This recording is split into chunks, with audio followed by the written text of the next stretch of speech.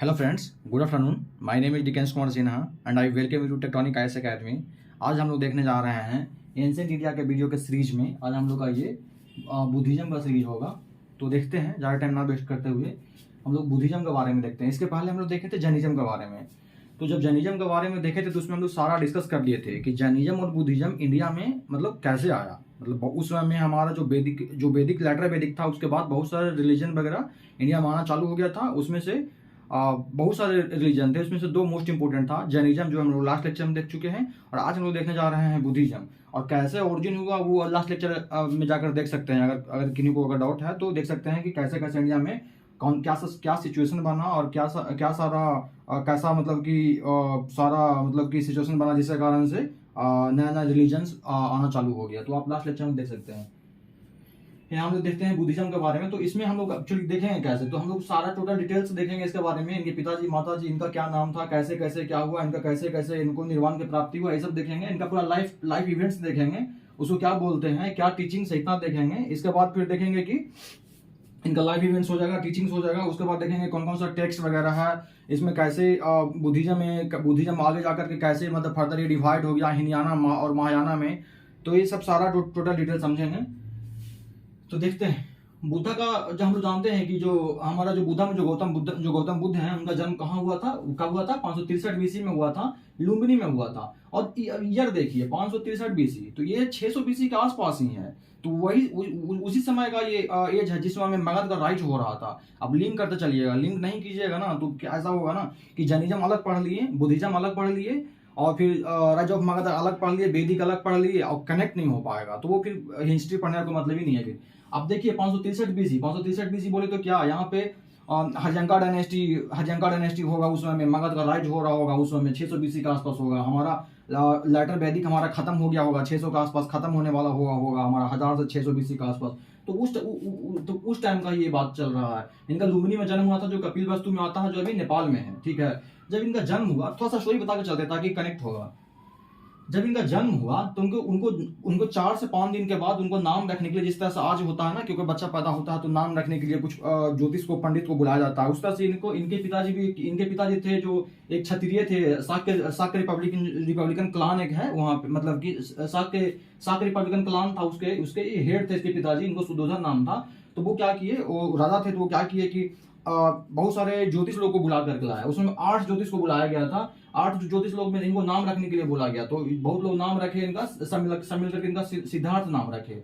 और इनके फैमिली का नाम था गौतम, इसलिए इनको बोला जाने लगा सिद्धार्थ गौतम बोला जाने लगा। सिद्धार्थ नाम रखा ज्योतिष के थ्रू, और गौतम इनका फैमिली का नाम था, इसलिए इनको सिद्धार्थ गौतम बोला जाता है, बचपन का नाम है। 8 ज्योतिष थे, उसमें से 7 लोग ये बताए कि या तो ये मतलब कि बड़ा होकर के बहुत बड़ा चक्रवर्ती सम्राट बनेंगे ये, और नहीं तो ये फिर बहुत बड़ा ये साधु बन जाएंगे, एसेटिक बन जाएंगे। तो लेकिन 8वें ज्योतिष थे वो 100% कंफर्म बोले कि नहीं, ये राजा नहीं बनेंगे, ये ज्योतिष ही मतलब कि ये क्या बनेंगे, ये बहुत बड़ा एसेटिक ही बनेंगे, बहुत बड़ा रिफॉर्मर साधु ही बनेंगे, ऐसा बोला गया। तो जब इनके पिताजी ये सुने कि मतलब कि ऐसा बात है कि ये साधु बन जाएगा, तो उनको टेंशन में आ गया कि एक ही बेटा है और वो साधु बन जाएगा, तो फिर तो वो वाली बात हो गई ना कि इनको राजपाट को देखने वाला कोई नहीं रहेगा। राजा तो ये चाहता है कि हमारा जो बेटा हो, जो हमारा राजपाट संभाले। इनके पिताजी सुदोधन जो थे बहुत ही टेंशन में आ गए। और क्या किए, इनके लिए महल में ही एक ऐसा मतलब कि एक ऐसा महल बनाए, एक ऐसा घर छोटा सा एक बनाए जहाँ पे हर तरह का सुख सुविधा मतलब दिया गया। कोई किसी तरह का कोई प्रॉब्लम नहीं, कोई चिंता नहीं, मतलब किसी तरह के कोई अभाव नहीं, हर चीज का मतलब कि सुख सुविधा दिया गया, ताकि उनको हर तरह के टेंशन से दूर रखा जाए, ताकि वो मतलब कि साधु बनने के बारे में सोचे ही नहीं। साधु लोग होते हैं क्या होते हैं, सोशल रिफॉर्मर होते हैं। वो बेसिकली घूम घूम के दूसरे के प्रॉब्लम को सुनते हैं, दूसरे को समझते हैं, कुछ नया मतलब सोसाइटी में नया देने की कोशिश करते हैं। सोसाइटी किसी प्रॉब्लम से जूझ रहा, साधु का मतलब ये नहीं है कि सिर्फ कमंडल लेकर के और चंदन टीका करके निकल गया, उसको साधु हम लोग नहीं बोलते हैं। रियल साधु का मतलब वो हैं जो समाज को देखते हैं, समाज में क्या कुरीतियां चल रहा है, क्या प्रॉब्लम चल रहा है, उसको एक बहुत ही इनोवेटिव तरीके से नया सोल्यूशन देने की कोशिश करना। जिसमें मैं मतलब कि साधु कहे तो मतलब कि हम लोग को जो बड़े बड़े मतलब कि जो ऋषि मुनि हुए हैं, जो बड़े बड़े, तो वो मतलब कि क्या होता है कि घूम घूम करके, जैसे कि हम लोग साधु पढ़ते हैं तो ये लोग मतलब कि साधु है। जैनिज्म हो गए, बुद्धिज्म हो गए, ये सब जो है हम लोग पढ़ते हैं, हिंदू में भी बहुत सारा पढ़ते हैं हम लोग। तो मतलब कि वो क्या करते हैं, घूम घूम कर लोगों को प्रॉब्लम तो देखते हैं, प्रॉब्लम को देख करके कोई सोल्यूशन निकालने की कोशिश करते हैं बहुत ही अलग तरीका से। या तो वहां के राजा से मिलेंगे, अपना इन्फ्लुएंस करेंगे, उस तरह के वो साधु हुए। तो क्या हो गया कि इनको लगा कि टेंशन हो गया कि तब ये अपना घर बनाते हैं, घर में एक ऐसा ऐसा जगह बनाते हैं जहाँ पे कोई टेंशन ना हो। लेकिन आगे देखते हैं कि इनके माता का नाम क्या था, महामाया था, जो कोलिया रिपब्लिकन की रानी थी। और बाद में जब इनकी माँ मर जाती है, इनका जन्म होता है ना, तो इनके 1 वीक के बाद ही इनकी माँ मर जाती है, महामाया देवी। तो इनकी जो महामाया देवी की जो बहन रहती है, जो गौतम बुद्ध की जो मौसी रहती है प्रजापति गौतमी, वो इनका मतलब पालन पोषण करती है इनके माँ के मरने के बाद। और जब इनके पिताजी देखते हैं कि मतलब कि ये मतलब कि बाद में जाकर साधु ना बने, तो इस कारण से क्या करते हैं, 16 साल की उम्र में ही इनकी शादी करा देते हैं। यशोधरा नाम की एक रहती है, लड़की रहती है, जो कि साक्य रिपब्लिकन में ही रहती है ये। तो वहां वहां से इसका शादी करवा देते हैं यशोधरा से, और उनसे एक बेटा होता है, उसका नाम रहता है राहुल। यहाँ तक बस ये हो गया कि पिता का नाम सुदर्शन, माता का नाम महामाया, जो बाद में प्रजापति गौतमी, वाइफ यशोधरा, सन राहुल। इतना सब बस ये बेसिक फैक्ट देती है जन्म कब हुआ। अब स्टोरी पे चलते हैं। इनके पिताजी का जब टेंशन हो गया क्या कैसे क्या होगा नहीं होगा, तो फिर इसके पिताजी मतलब कि घर में सब कुछ बना दिए थे। लेकिन एक दिन गौतम बुद्ध जो है अपने पिताजी को कहते हैं कि पिताजी हम बाहर जाना चाहते हैं, घूमने जाना चाहते हैं। तो क्या करते हैं कि ये मतलब कि उनका एक सारथी रहता है, मेरे पिताजी का जो राजा होगा तो सारथी तो होगा ही। तो राजा जी का सारथी रहता है, चन्ना नाम रहता था। चन्ना को बोलते हैं, चन्ना जो तुम लेके जाओ इसको, मतलब कि गौतम बुद्ध को लेके जाओ और शहर घुमा के लाओ। तो एक घोड़ा रहता है, उसका नाम रहता है कंठक। तो कंठक पर ले जाते हैं बैठा करके, चन्ना उसको ले जाते हैं सारथी। जैसे से आगे बढ़ते हैं तो सबसे पहले देखते हैं गौतम बुद्ध देखते हैं कि एक बहुत ही विचित्र तरह का आदमी है, उसके चेहरा पे पूरा झुर्री झुर्री लगा हुआ है। तो ऐसा आदमी तो कभी देखे नहीं थे। इनके पिताजी तो इस तरह का आदमी से बहुत दूर रखते थे इनको। गौतम बुद्ध पूछते हैं अपने सारथी से कि चन्ना ये क्या है, मतलब कि बहुत ही विचित्र आदमी लग रहा है। तो वो समझाते हैं कि जो मतलब कि प्रिंस, ये मतलब कि एक ऐसा आदमी है जो कि मतलब कि ये बूढ़ा हो चुका है, अपने लास्ट स्टेज पे आ चुका है। तो गौतम बुद्ध पूछते हैं कि किस तरह, ये हर आदमी को आता है क्या ऐसा सिचुएशन? तो बोले कि हाँ, हर आदमी को एक ना एक दिन इस सिचुएशन में आना ही पड़ता है। तो इस बात पर टेंशन में बहुत आ गया है कि मुझे भी एक दिन एक बूढ़ा होना पड़ेगा और जो ऐसा सिचुएशन आएगा मेरा। तो आगे बढ़ते हैं तो देखते हैं कि बीमार आदमी बहुत ही पीड़ा में है, कराह रहा है। फिर पूछते हैं चन्ना से कि चन्ना ये क्या है, ये क्या कर रहा है, ये लगता है कि बिलख रहा, रो रहा है। तो कहते हैं, समझाते हैं कि जो कि राजकुमार, मतलब कि ये हर आदमी को ऐसा कभी न कभी जिंदगी में होता है, जो कि किसी कारण से वो उसको बहुत पीड़ा होता है, कष्ट होता है, बीमार हो जाता है। तो इससे भी इस बात पे भी उनको टेंशन हो गया। फिर एक आगे जाते हैं देखते हैं कि एक मृत आदमी देखते हैं, जो कि मतलब कि स्मशान घाट की तरफ उसको लोग ले जाते रहते हैं। तो मतलब ये देखते हैं। फिर आगे तो ये सब सारा चीजों को देख करके बूढ़ा आदमी, बीमार आदमी और डेड आदमी, उनको कहीं ना कहीं टेंशन हो जाता है कि ये चीज मेरे पिताजी के साथ में भी एक ना एक दिन होगा, ये चीज मेरे साथ भी एक ना एक दिन होगा। तो फिर गौतम मतलब कि उनको लगा कि अगर ये सब हो जाएगा तो जो वाइफ है यशोधरा और राहुल बेटा है उसको कौन देख रेख करेगा। इस बात को लेकर के बहुत टेंशन में आ जाते हैं। फिर आगे बढ़ते हैं तो देखते हैं कि एक कमंडल लेकर के पूरा भभूत तभूत लगा करके और पूरा दम चंदन टीका करके एक पूरा आदमी एकदम पूरा प्रसन्न मुद्रा में एकदम बैठा हुआ है। तो गौतम बुद्ध पूछते हैं अच्छा ये कौन है, ये जो कि बहुत अजीब लग रहा है, एकदम पूरा अजीब तरह से लुक, पूरा हाथी के लुक बनाए हुए एकदम पूरा कॉमेडी।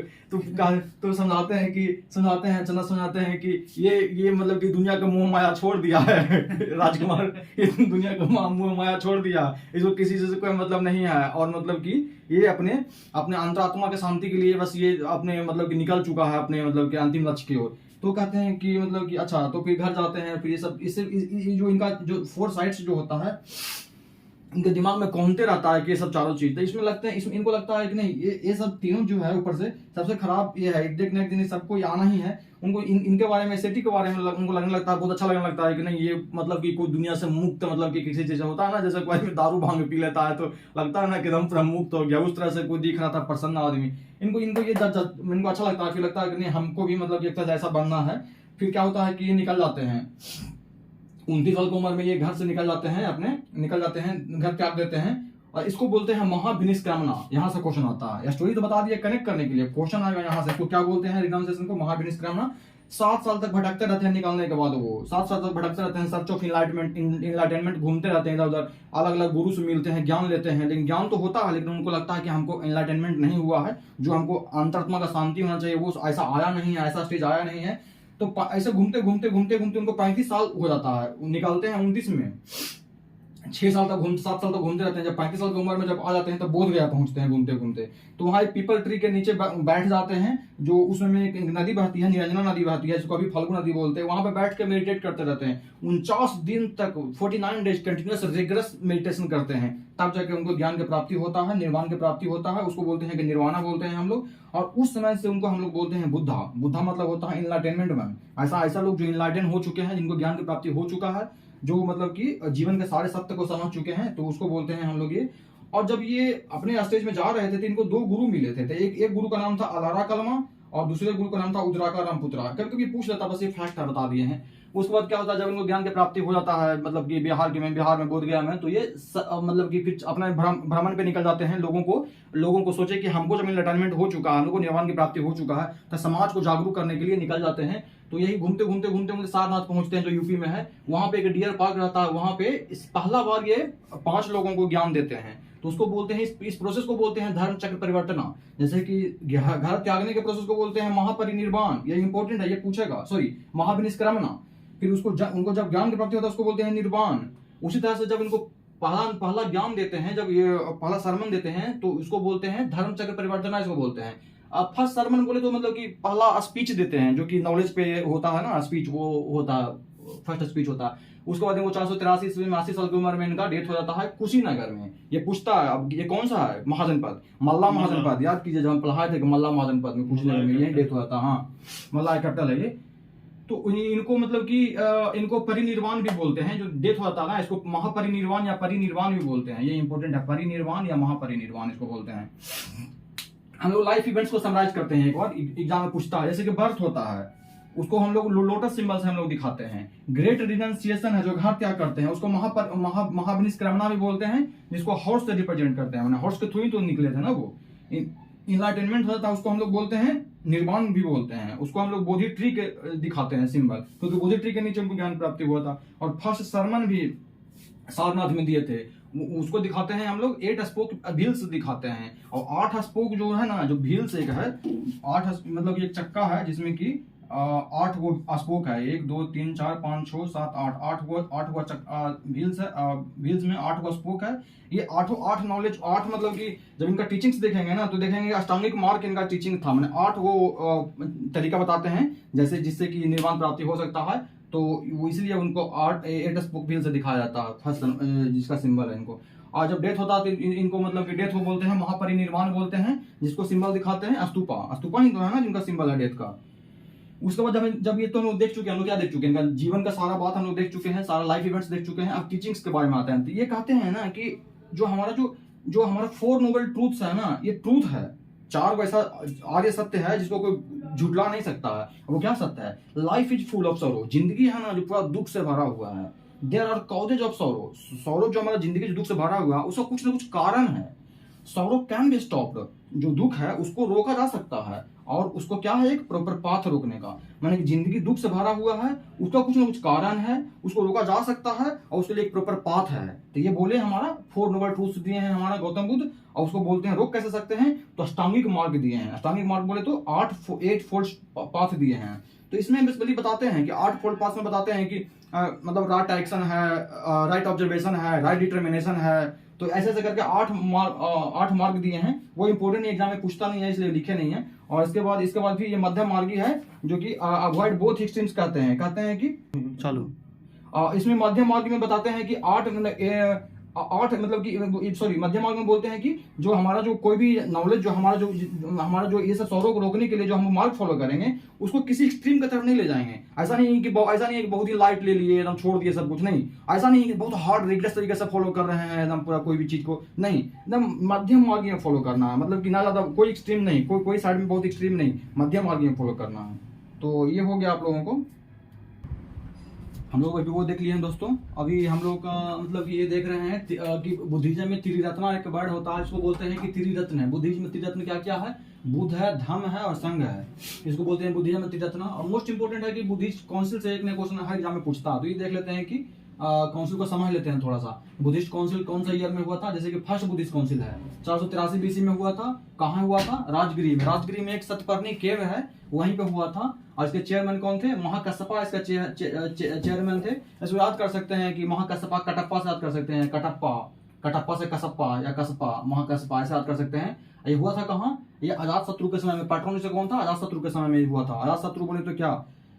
अजात शत्रु मतलब ये हरियांका डायनेस्टी का ये जो था हमारा बिंबिसार, उसका बेटा अजात शत्रु था, वही था। इसका रिजल्ट क्या हुआ? ये जो मीटिंग हुआ बुद्धिस्ट काउंसिल, तो कुछ ना कुछ तो रिजल्ट हुआ होगा ना।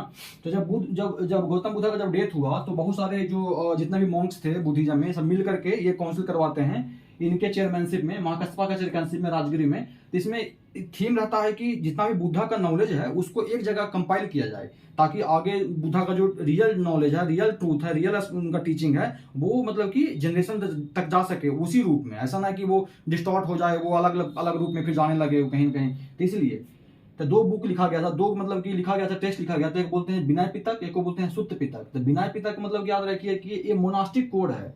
मतलब कि अगर कहीं मोनास्ट्री में रह रहा है कहीं मॉन्क लोग, तो उसका क्या कोड क्या है, क्या रूल्स फॉलो करना है, वो था। इसलिए इसको बोलते हैं मोनास्टिक कोड बोलते हैं। सुत्त पिटक को बोलते हैं कि ये बुद्धिस्ट का सेइंग है, जो बुद्ध भगवान जो नॉलेज दिए हैं, टीचिंग दिए हैं ना, वो एग्जैक्टली उनका टीचिंग्स को उसको इसमें लिखा गया है, सुत्त पिटक में लिखा गया है। सुत्त पिटक में। विनय पिटक में उनका मोनास्ट्री का कोड, जो रहने का, जो मोनास्ट्री में जो रह रहे थे उसका कोड क्या है, कैसे रहना है, क्या खाना पीना है, क्या रूल्स रेगुलेशन होगा, गाइडलाइंस होगा, वो मोनास्ट्री कोड में था जो विनय पिटक है। सुत्त पिटक में उनका नॉलेज को एग्जैक्टली उसी फॉर्म में लिखा गया है, बुद्धा का सेइंग को जो बुद्धा कहे हैं सुत्त पिटक में। ये हो गया। और ये लिखे कौन है? विनय पिटक उपाली लिखे हैं, और सुत्त पिटक कौन लिखे हैं? आनंद लिखे हैं। उसका सेकंड काउंसिल होता है 383 में, एग्जैक्टली 100 साल के बाद। कहाँ होता है? ये वैशाली में होता है। वैशाली में होता है तो उसमें में कौन रहते हैं? उसमें चेयरमैन कौन रहते हैं? सबकामी रहते हैं, सबकामी रहते हैं। और इसमें में पैट्रोन कौन रहते हैं? किनके, कौन सा राजा रहते हैं जिनके समय में होता है? तो कालाशोक रहते हैं। कालाशोक बोले तो सुंगा डायनेस्टी का, सॉरी सुंगा बोल रहे हैं, ये मतलब कि शिशुनाग का जो बेटा रहते हैं, शिशुनाग डायनेस्टी का शिशुनाग का जो बेटा रहते हैं, उसके समय में होता है ये वैशाली में। तो फिर यहाँ पे इसका मेन क्या रहता है, मेन होता क्या है यहाँ पे एक्चुअली मेन जो यहाँ से रिजल्ट निकल रहा था वो क्या होता है? तो इस समय में क्या होते हैं ना, कुछ मॉन्क्स लोग रहते हैं ना, जो बोलते हैं कि जो संघ जो है हमारा बुद्धिज्म का जो संघ है, जिसमें कि बहुत सारे लेडीज हैं, मतलब कि जेंट्स थे, अलग अलग तरह के कास्ट है, सब लोग का एंट्री था वहां पे। ऐसा नहीं है किसी को रोका जा रहा था, सब लोग का एंट्री था वहां पे संघ में। तो संघ में कुछ लोग मॉन्क बोलने लगे ना कि जो हमारा विनय पिटक है, जिसमें हमारा मोनास्टिक कोड्स वगैरह है, जो गाइडलाइंस जारी किया गया है, उसको बढ़ाया जाए। कुछ लोग ऐसा बोलने लगे। तो कुछ लोग बोलने लगे कि नहीं, जितना गाइडलाइंस है वो काफी है, ज्यादा बढ़ाने की जरूरत नहीं है। तो इसमें क्या हो गया कि ना, जो संघ के लोग थे ना, अपने आप में टूट गए। हम ये नहीं बोल रहे हैं कि पूरा हमारा क्या, हमें नहीं बोल रहे हैं कि बुद्धिज्म में हमारा टूट गया, बुद्धिज्म टूट गया, ऐसा नहीं बोल रहे हैं। हम बस बोल रहे हैं कि संघ जो था ना वो टूट गया दो पार्ट में। एक संघ के कुछ पार्ट जो कम लोग जो थे, जो बोलने लगे थे कि और कुछ ऐड करने का जरूरत है, उनको बोलते हैं अस्थाविरावादीन से बोलते हैं। और जो लोग जो मतलब कि बोल रहे थे नहीं, चेंज करने की जरूरत नहीं है, उसको बोलते हैं महासांघिकास बोलते हैं उसको। तो बस ये पूछता है कभी कभी कि कौन बोलते थे कि ऐड करना है, कुछ बोलते थे कि ऐड नहीं करना। ये बोलते थे कि इसमें संघ में ऐड करने का जरूरत है, ये बोलते थे संघ में ऐड करने की जरूरत नहीं है, जो है एग्जैक्टली वही उसी फॉर्म में ठीक है। फिर उसी तरह से थर्ड काउंसिल होता है हमारा 250 बीसी में होता है, जो कहाँ होता है? फालिया पाटलिपुत्रा में होता है, अशोका के समय में होता है। और उस समय में जो हमारा चेयरमैन होते हैं, जो पूरा मीटिंग के, वो होते हैं मोगलीपुत्ता तीसा। और इस समय में क्या होता है, जिसमें कि दो को लिखाता है हमारा टेक्स्ट, मेन टेक्स्ट होता है विनय पिटक, सुत्त पिटक फर्स्ट काउंसिल में लिखाता है, सेकंड में संघ टूट जाता है, और थर्ड में अभिधम्य पिटक लिखाता है। अभिधम्य पिटक में क्या है? अभिधम्य पिटक में बेसिकली क्या है ना, कि सुत्त पिटक में जो बुद्धा का जो नॉलेज है, बुद्धा का जो कहा गया है, उसी को फिर से रिफाइंड फॉर्म में अभिधम्य पिटक में लाया गया है। लेकिन इसमें बेसिकली क्या किया गया है ना, कि रिलीजियस डिस्कोर्स है ना, कि रिलीजियस जो है ना, रिलीजियस के बारे में बात किया गया है इसमें अभिधम्य पिटक में। ये हो गया। फोर्थ काउंसिल हमारा 98 बीसी में हुआ है, जो कश्मीर में हुआ है। इसमें चेयरमैन कौन थे? वसुमित्र थे। और वाइस चेयरमैन कौन थे? अश्वघोष थे। जो ये हमारा कनिष्का का समय हुआ है, फोर्थ कनिष्का का समय में हुआ है। इसमें क्या हुआ? तो इसमें हमारा महाविभाषा शास्त्र का हमारा कंपाइलेशन होता है। तब महाविभाषा शास्त्र है क्या? तो त्रिपिटक हम लोग जब बोल रहे हैं, हम लोग त्रिपिटक बोले तो क्या? विनय पिटक, सुत्त पिटक और अभिधम्य पिटक। त्रिपिटक माने 3 पिटक। पिटक माने होता है बास्केट। बास्केट क्या होता है? बास्केट एक होता है जो कि टोकरी होता है, जिसमें कि कोई भी चला कर रख सकते हैं, फल भी रख सकते हैं, फूल भी रख सकते हैं, कुछ भी रख सकते हैं। तो बास्केट एक ऐसा चीज जिसमें कि बहुत चला कर रख सकते हैं। तो त्रिपिटक माने 3 चीज का एक ऐसा बास्केट है जिसमें कि तीनों रखा हुआ है, विनय पिटक भी, सुत्त पिटक भी और अभिधम्य पिटक भी। पिटक मतलब कि उसमें अलग अलग, जैसे कि इसमें मोनास्टिक कोड्स रखा हुआ है, ऐसा बास्केट, ऐसा मोनास्टिक कोड्स रखा हुआ है, उसको बोलेंगे विनय पिटक। जिसमें बुद्धा का नॉलेज रखा हुआ है, कहा गया, उसको बोलेंगे सुत्त पिटक। उसी तरह से धम्म पिटक, त्रिपिटक है हमारा। तो त्रिपिटक के अलावा हमारा महाविभाषा शास्त्र का कंपाइलेशन होता है, जो हमारा 4th काउंसिल में होता है कनिष्का के टाइम पे। ये है क्या बेसिकली, संस्कृत कमेंट्री है त्रिपिटक पे। तो हमारा जो त्रिपिटक है, बिना पिटक, सुत्त पिटक और धम्म पिटक, उसका कमेंट्री है संस्कृत में कमेंट्री किया गया उसी को, तो लिखा गया संस्कृत में उसी चीजों को। फिर हमारा क्या हुआ, फाइनली हमारा 4th काउंसिल में हमारा क्या हो गया, बुद्धिज्म जो टूट गया हीनयान और महायान में। तो आगे बताएंगे कि कौन हीनयान है, महायान है। बस याद रखना है कि महाविभाषा शास्त्र क्या याद रखना, संस्कृत कमेंट्री है त्रिपिटक पे, ये हो गया। उसके बाद एक और देखते हैं, हम लोग जब पढ़े थे तो हम लोग जैनिज्म में देख रहे थे कि जैनिज्म में है जो कि वो ऐसा मानते हैं कि दुनिया को बनाने वाला कोई नहीं है, ऐसा मानता है तो राइट नॉलेज है अकॉर्डिंग टू जैनिज्म। पढ़े थे, जो दुनिया को बनाने वाला कोई नहीं है ऐसा मानता है तो राइट नॉलेज है। अगर मानता है कि दुनिया का हर चीज में सोल है तो वो राइट नॉलेज है। तो इस तरह से मानते थे। लेकिन यहाँ पे ये उल्टा है, यहाँ पे है कि यहाँ पे neither accepted nor rejected existence of God. God के एग्जिस्टेंस को ना तो रिजेक्ट करते हैं और ना ही एक्सेप्ट करते हैं, ये बीच बीच में रहते हैं, ना कुछ बोलते ही नहीं है उसके बारे में। ये इसलिए ऐसा है, ऐसा इसलिए लिखा गया है कि ये जितना बड़ा बड़ा चीज था ना, बड़ा बड़ा फिलोसफी टाइप का चीज है ना, कि गॉड है, सोल है, ये है, वो है, बड़ा बड़ा जो फिलोसफिकल चीज है उस पर ज्यादा बात नहीं करते हैं गौतम बुद्धा। जैनिज्म थोड़ा बहुत करता है उस पर, बुद्धिज्म एकदम बात नहीं करते हैं। बुद्धा जो है एकदम डाउन टू अर्थ रह करके लोगों को बीच में रह करके लोगों का जो प्रॉब्लम है ना उसका सोल्यूशन देने की कोशिश किए हैं। उस समय लोगों को प्रॉब्लम क्या था कि लोगों को प्रॉब्लम ब्राह्मणिकल कल्चर से उसमें बहुत त्रस्त हो चुके थे, बहुत ज्यादा याचना हो रहा था, बहुत ज्यादा यज्ञ परफॉर्म कर रहे थे, बहुत ज्यादा दान दो, ये दो, वो दो करके बहुत लोग परेशान थे, सेक्रीफाइस हो रहा था वो एनिमल का, इससे परेशान थे, इसका सोल्यूशन देने की कोशिश कर रहे थे ये बेसिकली गौतम बुद्धा। इससे थोड़ा ज्यादा फेमस भी हुआ है ये। तो ये बेसिकली बोलते हैं कि सोल कुछ है ही नहीं, सोल आत्मा कुछ नहीं होता है, ये मानते हैं। गॉड को ना तो एक्सेप्ट करते हैं ना रिजेक्ट करते हैं। बोलते हैं कास्ट सिस्टम कुछ नहीं होता है, कास्ट सिस्टम सब एक है, सब बराबर है, हमारे संघ में सब आओ, सब एक समान हो। उसके बाद बोलते हैं वेदा का तो एकदम आउटराइट रिजेक्ट करते हैं, तुरंत रिजेक्ट करते हैं, बोलते हैं वेदा नाम का वैसा कुछ नहीं है, वेद। तो ये बेसिकली ये इनका ये है बुद्धा के बारे में, ये है इनका क्या, किसमें एक्सेप्ट करते थे, क्या करते थे। इनका जो टीचिंग है वो पाली में दिया हुआ है। संघ के बारे में देखते हैं, जैसे बोले कि संघ बनाए हुए थे अपना प्रचार प्रसार करने के लिए। तो इसमें संघ में 3 लोगों का एंट्री बैन था, जैसे कि सोल्जर, स्लेव्स और डेबिटर्स। इसलिए क्योंकि सोल्जर जो है किसी के राजा के कहने पे ही एंट्री हो सकता था सोल्जर का, बिना कहे नहीं। स्लेव्स है मास्टर कहेगा तो एंट्री होगा, नहीं तो नहीं। और डेबिटर्स है तो जब तक डेट नहीं चुकाएगा, ऋणदार हो चुका है, कर्जदार हो चुका है, जब तक कर्ज नहीं चुका तो तुम्हारा एंट्री नहीं होगा। हाँ, लेकिन इसमें वुमेन का एंट्री था, हर कास्ट का एंट्री था, एवरी कास्ट का एंट्री था यहाँ पे, एवरी कास्ट का एंट्री था यहाँ पे। ये हो चुका। संघ में जो लोग न्यू एंट्री होते थे, जो स्टार्टिंग में एंट्री होते थे, उनको बोला जाता था उपासिका उसको बोलते थे। और जो मतलब कि जो उपासिका मतलब कि जो आप मतलब कि उसका जो त्रिरत्ना है, बुद्ध, संघ और धर्म, इसमें अगर विश्वास कर रहे हैं, बिलीव कर रहे हैं, तो आपको उपासक बना लिया जाता था। आप संघ से जुड़ जाते थे। लेकिन वहां पे भिक्षुस बनने के लिए वहां पे एक कुछ रूल्स रेगुलेशन होता था, वो फॉलो कीजिएगा। आप कुछ फंक्शन होता था वो उसको अटेंड कीजिएगा, तभी यहाँ पर उसका भिक्षुस बन सकते थे। तो उपासिका तो कोई बन सकता था, अगर उसको एक्सेप्ट कर रहा है, उसको जो बेसिक जो संघ का जो रूल्स रेगुलेशन उसको एक्सेप्ट कर रहा है, उसको उपासिका बोलते थे। लेकिन उपासिका बनने के लिए नॉर्मल मैन को, लेमन मैन को, हमको आपको या किसी और को भी अगर उपासिका बनना है तो उसके लिए उसको एक होता था, फंक्शन होता था, उसको बोलते थे परव्राज्या। इसको परफॉर्म करना पड़ता था। परव्राज्या करके पूछता, परव्राज्या कौन सा रिलीजन से रिलेटेड है, क्या है। तो ये एक फंक्शन था जिसको अटेंड करने के बाद नॉर्मल मैन भी उपासिका बन सकता था, फॉलो कर सकता था।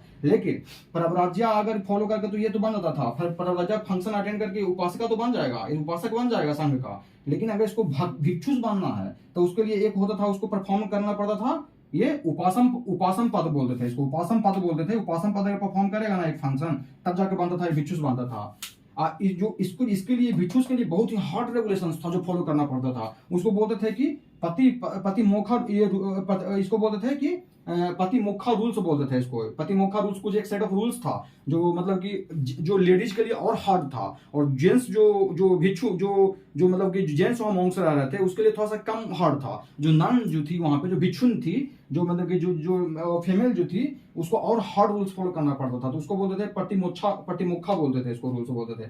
उस तरह से क्या होता था कि हर 14 दिन पे जब फोर्टनाइट ऐसे एक मीटिंग होता था, और उसमें मतलब कि क्या होता था, डेमोक्रेटिक रूप से इलेक्शन होता था। ऐसा नहीं है कि मतलब कोई भी आया, कोई भी वहां का हेड बन गया, नहीं, ऐसा नहीं है। उसको चेयरमैन बनने के लिए, वहां का हेड बनने के लिए, वहां प्रेसिडेंट बनने के लिए एक प्रॉपर असेंबली होता था, जिसमें कि चूज करते थे कि संघ का मतलब कि उसका क्या है, परिनायक कौन होगा, संघ का जो चलाने वाला कौन होगा, और 2 स्पीकर चुनते थे जो कि नॉलेज देगा, उस पर जो हर दिन कुछ ना कुछ बोलेगा, धम्मा के बारे में, संघ के बारे में, बुद्धा का नॉलेज के बारे में बोलने वाला स्पीकर चुना जाता था। तो इसका असेंबली होता था प्रॉपर, ये ऐसा नहीं था कि पूरा डेमोक्रेटिक रूप से चुनाता था। बस बेसिक बता दिए हैं। 4 रूल्स थे जो ऐसे थे ना, जो तोड़ नहीं सकता था। अगर कोई 4 रूल्स तोड़ दिया तो उसको संघ से बाहर कर दिया जाता था, उसको कभी दोबारा एंट्री नहीं होता था संघ में, जिंदगी में कभी। फिर उसको क्या था, सेक्सुअल इंटरकोर्स आप नहीं कर सकते हैं, taking what is not given, तुमसे जितना दिया गया उससे ज्यादा आप नहीं ले सकते हैं। ऐसा नहीं है कि कोई किसी से भिक्षु मांगने गए, जितना जो दे रहा है उससे ज्यादा ही जबरदस्ती करके ले लिया आप, ऐसा मालूम चल गया अगर, तो आपको बाहर कर दिया जाता था ये मोनास्ट्री से, इसमें संघ से। आपको उसमें किलिंग से, किसी को जान नहीं मार सकते थे आप। और फॉल्स क्लेम ऑफ निर्वाण, ऐसा नहीं है कि आप क्लेम कर ले चलिए कि हमको बुद्धा की तरह हमको निर्वाण की प्राप्ति हो गया, सब बुद्ध छोड़ दीजिए मेरे तरफ आ जाए, ऐसा अगर पकड़े गए अगर तो ग्रुप से बाहर हो जाएंगे। तो 4 ये था, 4 नहीं कर सकते थे। उसका से एक मॉनसून रिट्रीट था। क्या था ना कि ये लोग साल भर घूम के अपने संघ का प्रचार, अपने ये सब चीज का प्रचार करते थे, बुद्धिज्म का, इनका जो मॉन्क लोग थे। लेकिन बरसात के दिन में कुछ समय तक, जब तक बरसा रहता था ना, उस समय तक रुक जाते थे। उसको बोलते हैं मॉनसून रिट्रीट, मैंने मॉनसून में कहीं नहीं जा रहे हैं, बैक हो गए, कहीं रह गए। और उसके बाद एक फंक्शन परफॉर्म करना होता था जिसको नाम था बस्सा बस्सा। इसमें सब लोग मिलकर के अपने मिलकर के सब लोग मतलब कि अपना अपना जो गलती की है उसको अपना सबके सामने रखते थे कि हमसे ये मिस्टेक हो गया, हाँ ये नहीं होना चाहिए था, ये हो गया, अपना प्रण लेते थे कि आगे नहीं करेंगे। सब एक दूसरे के सामने किसी दूसरे की गलती भी बोल सकता था कि हाँ वो रूल को ब्रेक किया है, सब मिलकर के अपना डिस्कस करते थे ये बसा बसा में, और उसके बाद फिर आगे अपना बढ़ते थे। बसा बसा बोलते हैं, मॉनसून रिट्रीट को बसा बसा भी बोलते हैं। एक फंक्शन होता था उसको बोलते थे पावराना, जैसे यहाँ बोलते हैं कि प्रभराज्या बोलते हैं, उस तरह से यहाँ पावराना बोलते हैं यहाँ पे। फिर उसको जैसे देखते हैं कि हमारा जो बुद्धिज्म में टूट जाता है, तब बुद्धिज्म टूटता है तो बेसिकली 2 ही में टूटता है, हीनयान और महायान में। लेकिन कुछ लोग ये मानते हैं कि वज्रायना भी एक है जो बुद्धिज्म का ही अथी है, एक थर्ड, मतलब कि इसका थर्ड टूटने के बाद तीसरा अंग ये है, इसका वज्रायना है। तो वज्रायना में बेसिकली क्या होता है ना कि वज्रायना में मैजिकल पावर्स के बारे में बात करते हैं कि आपको मतलब कि नॉलेज इनलाइटनमेंट हो सकता है तो मैजिकल पावर के थ्रू ही हो सकता है। और बेसिकली कहाँ फॉलो किया जाता है, बिहार और बंगाल वाला रीजन में ज्यादा फॉलो करते हैं, मैजिकल पावर में ज्यादा बिलीव करते हैं लोग यहाँ के। और ये इसका चीफ डिविनिटीज कौन है, जो मेन यहाँ के जो मेन जो डिविनिटीज थी, जो कौन थी, तारा नाम का एक जो थी लेडी थी, जो बोधिसत्वा थी, वही इनके चीफ डिविनिटीज हैं ये। और उससे सब हिनयान महायान देखते हैं, मेन तो यही है हिनयान महायान। तो देखते हैं हिनयान को हिनयान क्यों कहते हैं, इसको बोलते हैं लेसर व्हीकल, इसको बोलते हैं लार्जर व्हीकल। तो हिनयान को इसलिए बोलते हैं ना, हिनयान वाले लोग ये बिलीव करते हैं ना, यहाँ पे समझना, रटना नहीं है, इसको रटना है, समझना। हिनयान वाले लोग ये मानते हैं कि हमको क्या करना है ना, कि हमको इनलाइटन होना है और हमको निर्वाण की प्राप्ति करना है, ये मेरा लास्ट गोल है, लास्ट एम है, ये हिनयान मानते हैं। लेकिन महायान वाला ऐसा नहीं मानते हैं। महायान वाला मानते हैं कि हमको इतना हार्ड वर्क करना है, इतना तपस्या, इतना अच्छा से मतलब कि सब कुछ परफॉर्म करना है कि हम निर्वाण के रास्ते पर चले जाएं। लेकिन निर्वाण अचीव नहीं करें, उसे जस्ट एक स्टेप पहले रह करके, जो उसको बोलते हैं एक स्टेप पहले जो रहते हैं, जैसे कि निर्वाण प्राप्ति का, तो उसको तो बुद्धा बोलेंगे, जो बुद्धा ही किए थे निर्वाण प्राप्ति। बुद्धा के जस्ट होने से, निर्वाण प्राप्ति से जस्ट एक स्टेप पहले होते हैं, उसको बोलते हैं बोधिसत्वा। बोधिसत्वा मतलब कि अब निर्वाण प्राप्ति के कगार पे हैं, लेकिन निर्वाण प्राप्ति आपको अपने आप को रोके हुए हैं, इसलिए ताकि निर्वाण प्राप्ति के लिए कर लिया तो आप मतलब मुक्त हो गए हैं संसार से। अब निर्वाण प्राप्ति नहीं कर करके एक स्टेप पहले रह करके बोधिसत्वा के रूप में आप लोगों को निर्वाण प्राप्ति में हेल्प कीजिए, माने कि सोशल सर्विस। तो ऐसा माना था महायान वालों को। तो महायान वालों को बोल रहे थे कि हमारा एम बड़ा है, हम लोगों को कष्ट से मुक्त करना चाहते हैं, निर्वाण प्राप्ति में हेल्प करना चाहते हैं, इसलिए हम महायान हैं, हम लार्जर व्हीकल हैं। लेकिन तुम्हारा मेन एम क्या है कि अपने स्वार्थ के लिए बस निर्वाण प्राप्ति करना है, इसलिए तुम लेसर व्हीकल हो, ऐसा उनको कहना था इसको। इसलिए इनको बोलते हैं कि तुम हिनयान हो, हम महायान हैं। इनका क्या है कि इंडिविजुअल सल्वेशन, अपने आप में सल्वेशन है, अपने आप में बेसिकली सल्वेशन करना है, हमको तपस्या करना है, अपने कोई दूसरा नहीं कर सकता तुम्हारे बदले। ये माना था हिनयान वालों को। ये आइडल वर्शिप में विश्वास नहीं करते हैं, बोलते हैं कि गौतम बुद्ध भी एक ह्यूमन ही थे, ऐसा नहीं है कि वो बहुत बड़ा ये थे। हाँ, गौतम बुद्ध एक ह्यूमन ही थे जिनको ज्ञान की प्राप्ति हो गया, हम लोग को भी अपने तपस्या से अपने ज्ञान की प्राप्ति करना है, ऐसा मानते हैं। इसलिए ये मानते हैं कि हम आइडल वर्शिप नहीं करेंगे, किसी को मूर्ति पूजा नहीं करेंगे। ये पाली लैंग्वेज में अपना सब कुछ करते हैं, पाली लैंग्वेज में प्रचार प्रसार करते हैं अपना नॉलेज को। और सौधर्म बुद्धिस्ट रिलीजन, इसको बोलते हैं, हिनयान को बोलते हैं सौधर्म बुद्धिस्ट रिलीजन बोलते हैं, इसलिए क्योंकि साउथ इंडिया में फैला है। इसको बोलते हैं लेसर व्हीकल, इसी को बोलते हैं सौधर्म बुद्धिस्ट रिलीजन। जहां फैला है श्रीलंका, बर्मा, थाईलैंड, ये सब में फैला है। और believe in original teaching of Buddha को जो रियल नॉलेज दिया हुआ है ना, ओरिजिनल दिया हुआ है ना, उसी में विश्वास करते हैं। ये महायान का उल्टा है। महायान क्या करते हैं, हेवनली लॉस ऑफ बुद्धा में विश्वास करते हैं, मानते हैं कि बुद्धा को अगर हम स्वर्ग की तरह रखेंगे, बुद्धा को हम आइडल वर्शिप करेंगे तो हमको सब ज्ञान की प्राप्ति अपने आप हो जाएगा, ऐसा मानते हैं। Salvation through the grace of Buddha, Buddha के आशीर्वाद से हमको सर्वेशन हो जाएगा, निर्वाण प्राप्ति हो जाएगा। इसलिए कहते हैं कि नहीं, हम बुद्धा को पूजेंगे मूर्ति के रूप में, आइडल वर्शिप करते हैं। और ये संस्कृत में अपना अपना सब कुछ अपना करना चाहते हैं, टेक्स्ट अपना लिखना चाहते हैं, करना चाहते हैं। और इसको बोलते हैं नॉर्दर्न बुद्धिस्ट रिलीजन, इसको बोलते हैं लेसर व्हीकल, फेमस हुआ सौदर्न में, सौदर्न रीजन में। इसको बोलते हैं ग्रेटर व्हीकल या फॉर्दर्न, ये फेमस हुआ नॉर्दर्न बुद्धिस्ट रिलीजन इसको बोलते हैं। और ये फेमस हुआ नॉर्थ रीजन में, जैसे कि चाइना हो गया, कोरिया हो गया, जापान हो गया। ये तो ये हो गया है फ्रेंड्स। आई थिंक मैक्सिमम मैं कवर करा दिया हूँ। ये 2 पॉइंट रह गया है। जैसे कि एक पॉइंट और देख लीजिए, कभी कभी क्या होता है ना कि महायान का पूछता है कि महायान का फर्दर 2 पार्ट में डिवाइड हो जाता है, वो पूछता है। तो महायान भी फर्दर 2 पार्ट में डिवाइड हो जाता है, उसको बोलते हैं, एक को बोलते हैं माध्यमिका बोलते हैं, इसमें मेंशन नहीं किया, बस सुन लीजिए, माध्यमिका बोलते हैं, या उसी को बोलते हैं शून्यवाद बोलते हैं, जिसका फाउंडर नागार्जुन थे। और दूसरा को बोलते हैं योगाचार्य और विज्ञानावाद, जिसका फाउंडर कौन थे, मैत्रेय नाथ थे। ये बस एक पॉइंट याद रखिएगा। और जैसे कि अभी बताएं, हमको बोधिसत्व के बारे में बताएं, जो जैसे कि बुद्धा के निर्वाण प्राप्ति नहीं करना है, उसे जस्ट एक स्टेप पहले बोधिसत्व के रूप में रह करके हमको लोगों को निर्वाण प्राप्ति में हेल्प कराना है। तो बोधिसत्व, तो बहुत से बोधिसत्व हुए हैं। ऐसा आप जाइएगा अजंता जाइएगा, बाघ केव जाइएगा एमपी में, तो बहुत सा आपको मिलेगा वहाँ पे, आपको जो रॉक केव में बहुत सा आपको मिलेगा बोधिसत्व का स्टैचू वगैरह। जैसे उसमें मेन सबसे नाम आता है कि 6 का नाम ज्यादा आता है। जैसे कि हम बताते हैं, एक का है वज्रपाणी। वज्रपाणी मतलब होता है कि पानी माने हाथ, वज्र माने जैसे कि हाथ में वज्र लिए हुए, इंद्र भगवान के जैसा। ये क्या है कि जितना भी इविल्स है, बुराई है, उसको दूर करने के लिए इनको माना जाता है कि धरती पर आए हुए थे ये वज्रपाणी। दूसरा को बोलते हैं अवलोकितेश्वरा। अवलोकितेश्वरा माने कि जो अवलोकन कर रहे हैं, ऐसा भगवान है जो ऊपर से लॉर्ड है, जो ऊपर से देख रहे हैं सब कुछ, Lord who looks down upon, जो ऊपर से नीचे की तरफ सब कुछ देख रहे हैं। इन्हीं को बोलते हैं कि पद्मपाणि, जो कि हाथ में कमल लिए हुए हैं, पद्मपाणि। और ये बहुत ही काइंड हार्टेड है। तीसरा है मंजूश्री। मंजूश्री है जो कि क्या हुआ है, अपने हाथ में बुक होल्ड किए हुए हैं। इनको बोलते हैं कि अंडरस्टैंडिंग का ये सिमुलेटर है, मतलब कि बहुत ही नॉलेज मतलब कि फैलाते हैं सब जगह, इसलिए पैदा हुए थे ताकि नॉलेज फैला सके सब जगह। फिर 3 हो गया। चौथा में है मैत्रेय नाथ है, जो कि एक बोधिसत्व थे, मैत्रेय। तो वो उनको बोला जाता है कि फ्यूचर बुद्धा है, माने कि आने वाले, अभी आए नहीं है। माना जाता है कि बोधिसत्व आने वाले हैं हमारे मतलब कि बुद्धिज्म में, जो कि फ्यूचर बुद्धा हैं, वो आने वाले हैं, अभी आए नहीं है। उनका नाम है मैत्रेय। और एक को बोलते हैं क्षितिग्राह मतलब होते हैं गार्जियन ऑफ पुर्गेटरी। पुर्गेटरी में होता है यातना, कष्ट, उसके गार्जियन कहा जाता है कि जितने भी यातना है ना, कष्ट है ना, उसके वो गार्जियन है, वही कंट्रोल करते हैं जितना भी कष्ट है, यातना है, उसको क्षितिग्राह नाम है। और 6ठे हैं अमिताभ, या उसको बोलते हैं अमिता यूसा। वो है, उसको बोलते हैं कि बुद्धा ऑफ हेवन है। जैसे कि भगवान जैसे कि होते हैं ना कि स्वर्ग का देवता, उस तरह से हेवन ऑफ मतलब कि बुद्धा ऑफ हेवन, मतलब कि स्वर्ग के बुद्धा हैं ये। इनका नाम है अमिताभ बोलते हैं, या अमिता यूसा बोलते हैं। तो ये हो गया। और कौन कौन से रूलर कब ये बुद्धा को कहाँ फैलाए हैं तो पता ही है आपको। इसमें सबसे मेन नाम तो आता है अशोका का, जो अपने बेटा महेंद्र को और बेटी संघमित्रा को श्रीलंका भेजते हैं, तो पता ही होगा आप लोगों को, अगर नहीं पता तो सुन लीजिए बस ये। और उसके बाद कनिष्क जो है, जो कि अपना मिशन भेजता है चाइना, कोरिया और जापान में। जैसे चाइना, कोरिया, जापान देख रहे हैं, यहाँ पे कनिष्क भेजता है अपना मिशन को फैलाने के लिए बुद्धिज्म को। और ये जो देख रहे हैं श्रीलंका वगैरह, यहाँ पे अशोक भेजता है। तो ये हो गया है फ्रेंड्स। मैं लगभग कोशिश किया हूँ कि बहुत चीज कवर कर दूं। तो ये हो गया है बुद्धिज्म।